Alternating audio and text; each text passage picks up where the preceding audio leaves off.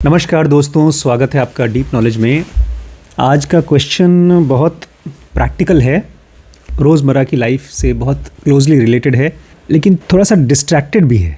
मैं बताऊंगा कैसे। क्वेश्चन है, नमस्ते सर, आपको गुड मॉर्निंग है। मैं हमेशा से अपने घर में एक अच्छा माहौल बनाने की कोशिश करती हूँ, लेकिन मेरे हस्बैंड हैं जो चीज़ों को बिगाड़ते रहते हैं।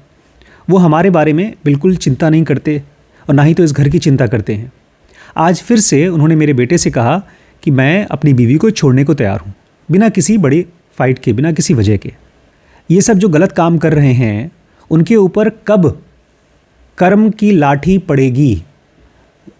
जो भी आदमी बुरा करता है उसको कम से कम कर्म आकर के मारे, पीटे, सुधारे, वो कब होगा?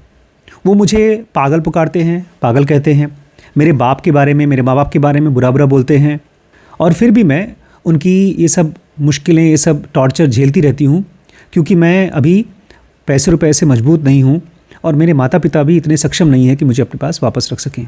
आज तक मैंने उनके जैसा स्वार्थी इंसान नहीं देखा है। मैं दूसरों के प्रति हमेशा दया भाव रखती हूँ, लेकिन मुझे एज अ हस्बैंड एक ऐसा आदमी मिला है जो कभी भी मेरे साथ खड़ा नहीं रहता। जब मैं उनसे कहती हूँ कि एक दिन भगवान तुम्हें देखेगा, तुम्हारे बुरे कर्मों का फल देगा, तो वो कहते हैं, अरे तुम लोगों के साथ रह रहा हूँ, ये मेरी बदकिस्मती है, ये मेरे कर्म फूटे हुए। ऐसी कंडीशन में हम लोग बाहर के फैक्टर्स को ना लाएं। ये अकेली नहीं है, इस तरह के बहुत से लोग हैं। मैं ऐसे भी कुछ लोगों को जानता हूँ जो पैसे रुपए से बहुत सक्षम हैं। ऐसी औरतें या ऐसे आदमी जिनके पास अपना खुद का काफ़ी पैसा है, वो अपने घर में रह सकते हैं, लेकिन फिर भी वो एक अब्यूज़िव रिलेशनशिप के साथ फंसे हुए हैं। अब्यूज़िव मतलब एक ऐसा रिलेशनशिप जहाँ पर सामने वाला आपके साथ दुर्व्यवहार कर रहा है, आपको मार रहा है, आपको गाली दे रहा है। अब्यूज़िव पार्टनर को इसलिए नहीं छोड़ पाते क्योंकि हमारे पास पैसा नहीं है, ऐसा बिल्कुल नहीं है। हमें इसकी एक आदत पड़ गई है। हमारे लिए हमारा बिलवड, जिसको मैं बहुत प्यार करता था, जो अब एकदम विलन बन गया है, वो एक नशे की तरह हो गया है, शराब की तरह, सिगरेट की तरह। हमको पता भी नहीं है। हम ये उम्मीद कर रहे हैं कि भगवान आकर के उसको या तो मारे पीटे या उसको सुधारे, और सुधारने का डेफिनेशन हमारा बड़ा टूटा फूटा है कि कोई आदमी गलत करे तो उसको भगवान की लाठी मिले। कब वो उनके उधर से इंसाफ होगा? इंसानी इंसाफ डिवाइन इंसाफ नहीं होता। इंसानी इंसाफ मतलब कोई आदमी चोरी कर रहा है तो उसको जेल की सज़ा हो जाएगी, ऐसा डिवाइन फ्रैगमेंट नहीं करता। ईश्वर ऐसे नहीं करते। ज़नोगा के हिसाब से कर्म क्या होता है? हम सब हड्डी हैं, खून है, मांसपेशी हैं, मन है, और अगर मैं अपने मन को समझ पाता हूँ तो मैं सामने वाले को भी समझ पाऊँगा। जो चीज़ मुझे क्रोध दिलाती है वही चीज़ सामने वाले को भी क्रोध दिलाती है। हमको लगता है कि मैं सामने वाले को अगर गाली दे दूँगा तो शायद वो गाली देना बंद कर देगा।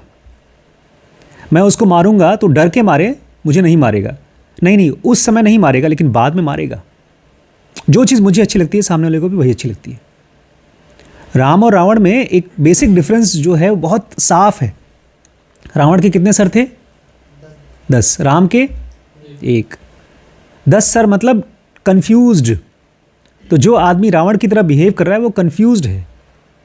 अगर उस आदमी का एक क्रोध वाला, लालच वाला, जेलसी वाला ये सब सर बोल रहे हैं तो उसको रिस्पॉन्ड मत करिए, वहाँ से हट जाइए। उसके बाद जब वो शांत हो जाए तब आइए, खोजिए कि कौन सी चीज़ है जो मुझे शांत करती है, वही चीज़ उसको दीजिए। देखिए, कर्म मतलब होता है एक्शन। ज़नोगा बोलती है कर्म मतलब एक्शन, लेकिन हम लोग अक्सर कर्म उस चीज़ को मानते हैं जो हम हाथ पैर से करते हैं, हमारे शरीर से बाहर निकल के कुछ करता है वो। अगर मैंने आपको मारा, मैंने आपको कुछ दिया, मैंने आपको हेल्प किया, तो हम इस चीज़ को कर्म बोलेंगे। ज़नोगा बोलती है कर्म इससे बहुत पहले चालू हो गया। बाहर से एनर्जी हमारे आँख, नाक, कान के थ्रू ब्रेन में पहुंची, और वो ब्रेन में से निकली और अभी तक बाहर नहीं निकली, ब्रेन में से बाहर निकलने वाली है। वो रास्ता ही कर्म होना शुरू हो गया। जैसे ही बाहर का इम्पल्स हमारे आँख, नाक, कान पे पहुंचा, वो डिकोड हुआ, और डिकोड होकर सबसे पहला स्टेप क्या है? प्योर माइंड एनर्जी स्टेट, जिसमें कि हमारे थॉट्स, हमारे इमोशंस, अभी तक थॉट्स इमोशंस बने नहीं हैं, वो प्योर फॉर्म में हैं। उसके बाद अभी भी थॉट्स बने नहीं हैं, अब बनने वाले हैं थॉट्स, विचार बनने वाले हैं। उसके बाद थॉट्स एक्सप्रेस्ड, अब विचार बन के आ चुके हैं। उसके बाद फीलिंग्स और एक्शंस। अब लास्ट स्टेप है जहाँ पर बाहर निकल के आया कि आप कोई चीज़ के लिए फील कर रहे हैं या कोई चीज़ आपका अब एक्शन बन गया। तो इनके पति के साथ भी कर्म हो रहा है, इनके साथ भी कर्म हो रहा है, और दोनों को अपने कर्मों का रिजल्ट तुरंत के तुरंत मिल रहा है। बुद्ध कहा करते थे, अगर कोई आदमी किसी के ऊपर क्रोध कर रहा है तो उस क्रोध की सजा बाद में नहीं मिलेगी उसे, जिस समय उसके शरीर में क्रोध चल रहा है सजा भी चल रही है। और शरीर में से बाहर निकलने के बाद कोई अगर एक्शन हो रहा है तो उसके भी अलग अलग रिजल्ट हैं। मैंने मान लो एक दीवार, इस बिल्डिंग में बैठा हूँ और पिलर को मार रहा हूँ, पिलर को तोड़ रहा हूँ, तो छत टूटेगा, मेरे सर पे गिरेगा, लेकिन जब तक पूरी की पूरी पिलर टूट नहीं जाएगी तब तक ये छत नहीं गिरेगा मेरे ऊपर। लेकिन मैं अपना नुकसान तो बहुत पहले से ही करना शुरू कर दिया। जब मेरे दिमाग में एनर्जी निकली बाहर, pure mind energy, thoughts suppressed, thoughts expressed, जब ये थॉट्स अभी एक्सप्रेस हुए हैं कि चलो मैं अपने घर का दीवार तोड़ता हूँ, ये विचार ही अपने आप में कर्म है और इसका फल भी होना शुरू हो गया। जो आदमी अपनी वाइफ को बुरा भला बोल रहा है, वो उसके साथ रिलेशनशिप पूरी तरह से ख़त्म कर चुका है और उस आदमी की एक और बड़ी नेगेटिव चीज़ हो रही है उसके साथ, उसको पता नहीं है। वो दूसरे के साथ भी जब जाएगा उसके साथ भी ऐसे ही बिहेव करेगा। किसी और के साथ में चीटिंग करता है, गलत लोगों के साथ चीटिंग करता है, वो सही लोगों के साथ भी चीटिंग करेगा। क्यों? क्योंकि उसके ब्रेन में चीटिंग की कर्म हो रहे हैं, चीटिंग की हैबिट बन रही है। मैं एक बच्चे को जानता हूँ जो बहुत यंग है, 14-15 साल का होगा, और उसको अब आदत पड़ गई है इंटरनेट से, स्टॉक से पैसा कमाने की। मतलब इंटरनेट पे वो जाता है, स्टॉक खरीदता है, शेयर खरीदता है, और शेयर में कभी पैसा आता है कभी खोता है। अब उसको आदत पड़ गई इस चीज़ की। अब अगर वो यहाँ पैसा खर्च ना भी करे तो भी वो खोजता रहेगा कहाँ पर मैं अपने पैसे को बढ़ा दूँ, या कहाँ पर वो चीज़ें थोड़ी रिस्की हैं फिर भी मैं ज़्यादा पैसे कमा लूँ, क्योंकि अब उसकी आदत पड़ गई है। अब वो फ़ोन जब उठाता है तो सबसे पहले वही ऐप खोलता है जहाँ पर वो शेयर खरीद सकता है, बेच सकता है। तो जो आदमी जो चीज़ कर रहा है उसकी आदत पड़ रही है, यही सबसे बेसिक कर्म है। अब एक दूसरा एंगल है। अब एक आदमी ज़िनोगी है।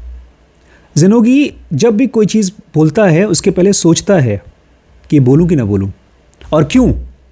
ये क्यों हम अपनी एनर्जी को, अपने कर्म को 4 पार्ट में डिवाइड करते हैं, pure mind energy, thoughts suppressed, thoughts expressed और एक्शंस और कर्माज। ये क्यों हम अलग अलग तरीके से इसका नाम देते हैं? क्योंकि जो सबसे बेसिक फॉर्म है हमारी एनर्जी का, प्योर माइंड एनर्जी, उस पर हमारा जोर, हमारा कंट्रोल सबसे ज़्यादा है। आपको खाना बनाना है, नहीं बनाना है, आटा निकाला, अभी तक साना नहीं, उस आटा को वापस डाल सकते हैं, 10 दिन बाद यूज़ कर सकते हैं। लेकिन जैसे ही आपने आटा निकाला, उसको सान दिया, अब वो बन गया सना हुआ आटा। अगर उसकी आपने रोटी नहीं बनाई तो वो आटा 1 या 2 दिन चलेगा, उसके बाद सड़ जाएगा, ख़राब हो जाएगा, वो भी फ्रिज में। ऐसे ही कुछ प्योर माइंड एनर्जी है, उसका कुछ भी कर सकते हैं आप, वो कैश है आपके बॉडी का, ब्रेन का। उसके बाद थॉट सप्रेस्ड आया तो वो आटे की तरह है जिसकी आप पूड़ी, रोटी कुछ भी बना सकते हैं। लेकिन जैसे ही वो पूड़ी की तरह आगे बढ़ गया, थॉट्स एक्सप्रेस्ड हुआ, अब वो आपके कंट्रोल से बाहर चला गया। मेरे मन में विचार आया कि ये आदमी बहुत बुरा है और मैं इसको गाली देना चाहता हूँ। अभी तक बोला नहीं, लेकिन थोड़ा सा तो कर्म हो गया। इसीलिए जो आदमी थॉट्स को बाहर निकलने से पहले देख लेता है और उसको वहीं डिसॉल्व कर पाता है, वो योगी बनना शुरू हो जाता है। इसलिए बुद्ध कहा करते थे कि एक योगी क्या शब्द बोल रहा है उसको देख देख के बोलता है।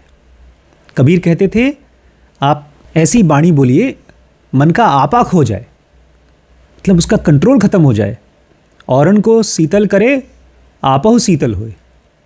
आपके सामने दुश्मन भी बैठा है, उससे भी ऐसे बोलिए कि वो भी खुश हो और आप भी प्रसन्नचित्त हो, शांत हो। लेकिन उसके लिए पहले आपको अंदर से शीतल होना पड़ेगा, आपको ऑब्जर्वेंट होना पड़ेगा। अब अगर मैं इनकी जगह हूँ, ये लेडी की जगह, जब मेरा हस्बैंड मुझे अब्यूज़ करे तो मैं सबसे पहले जाऊँगा और एक बावर्ची नाम की फ़िल्म है वो देखूँगा। वो मेरा कोर्स है। उसमें एक होता है बावर्ची, वो बहुत समझदार आदमी होता है, वो बड़ा स्पिरिचुअल आदमी होता है, वो बहुत बड़ा प्रोफेसर होता है, वो सिंगर होता है, वो म्यूजिशियन होता है, वो संस्कृत का ज्ञाता है, अरे पता नहीं क्या क्या है। वो नौकरी छोड़ देता है, प्रोफेसर की नौकरी छोड़कर घरों में जाता है, बावर्चीगिरी करता है और जिसकी लड़ाई होती थी उसको ठीक कराता था। ऐसी एक फ़िल्म है, बड़ी अच्छी फ़िल्म है, आप देखिएगा। लेकिन उस फिल्म से सीखना क्या है कि एक आदमी जब कहीं पर भी कोई लड़ाई हो रही है, उसमें मेरा क्या योगदान है उस लड़ाई को बढ़ने में, वो देख सकूं। मेरी और डॉक्टर रिम्पी की जब भी बातचीत, बहस बनती है, बहस लड़ाई बनने वाली होती है, मैं अपने हाथ पीछे खींच लेता हूँ, मैं वहाँ से हट जाता हूँ, क्योंकि लड़ाई दो लोगों के बीच में होती है, ताली दो हाथ से बजती है। हम इसलिए बोल रहे हैं भगवान से, भगवान इसको पीटो क्योंकि मैं कमज़ोर हूँ। पैसा होता तो मैं गुंडे बुलाकर पिटवा देता, तो कोई बात नहीं, भगवान तुम मेरे गुंडे बन जाओ, तुम मेरी सुपारी ले लो। भगवान सुपारी लेने में इंटरेस्टेड नहीं है। भगवान हर जगह पर जहाँ पर इम्बैलेंस है उसको बैलेंस करने की कोशिश कर रहे हैं। और भगवान ने सबको अपना बॉडी, अपना माइंड दिया है, तो भगवान अपना कर्म की लाठी कब मारेंगे वो अभी भी चल रही है। मैं इनकी जगह हूँ तो मैं अपने शब्दों को ध्यान से देखूं कि कौन से शब्द हैं जो सामने वाले को क्रोध दिलवा रहे हैं, कौन से शब्द हैं जो क्रोध नहीं दिलवा रहे हैं, शांत कर रहे हैं। मान लीजिए वो आदमी एकदम ही जंगली है, बहुत ही गंदा आदमी है, तो उसके साथ मैं नहीं रहता, मैं चला जाता, भीख मांग लेता, कोई छोटी मोटी नौकरी कर लेता, लेकिन मैं नहीं रहता। लेकिन सबकी ऐसी आदत नहीं हो सकती, ऐसी हालत नहीं हो सकती, क्योंकि हम सबको हैबिट है, जिनके साथ रहते रहते हैं उनके साथ आदत डेवलप हो जाती है। ज़ेनोगा को खाली पढ़ना नहीं है, उसको जीना है। पहले अपने अंदर के क्रोध को शांत करके अपने अंदर में एनर्जी इकट्ठा करिए। अगर आपको लगता है कि आपके पास रुपया पैसा नहीं है तो रुपया पैसा कमाने की तैयारी करिए। पहले 2 रुपये कमाइए, 10 रुपये कमाइए, और उसी के साथ साथ जिस इंसान के साथ आप रह रही हैं उस इंसान को भी समझिए। उसके भी कुछ ऐसे बटन्स होंगे जिसमें उसको क्रोध शांत होता होगा। हर आदमी के अंदर में रावण भी है और राम भी है। हम किसको जगा रहे हैं उसके अंदर में, शुरू में मुश्किल होगी, लेकिन हम ध्यान से देखें तो हम उसके वो बटन्स दबाना सीख सकते हैं। कौन से बटन? जो उसके अंदर में राम को क्रिएट करता है। ये गाड़ी की तरह ही है। अगर हम किसी को एक शब्द से गुस्सा दिलवा सकते हैं तो हम किसी राइट वर्ड से उसको शांत भी कर सकते हैं। अगर वो मुझसे बोलते हैं तुम्हारे साथ जीना एकदम नर्क के समान है, तो मैं शांत रह सकता हूँ, लेकिन उसके लिए पहले मुझे शांत होना पड़ेगा, पहले जाकर 3 स्टेप ब्रीदिंग करना पड़ेगा। अगर मैं शांत नहीं हूँ तो मैं किसी और को शांत नहीं कर सकता। और ये थॉट आना कि हे भगवान तुम देखो, ये कोई हेल्प नहीं करेगा। हेल्प करेगा पीस, इंक्वायरी, क्वेश्चनिंग। अपने थॉट्स को एक्शन बनने से पहले आप ये मत पूछिए कि उसको कब कर्म मारेगा, आप ये पूछिए मेरा कर्म कब और कैसे ख़त्म होगा। हम अपने शब्दों से कर्म को और बढ़ाते हैं। हर किसी के पास कर्मों का लेखा जोखा केवल एक ही आदमी का होता है। किसका? अपना, और किसी का नहीं। हर कोई अपने पैरों से चलता है, हर कोई अपने कर्म जीता है।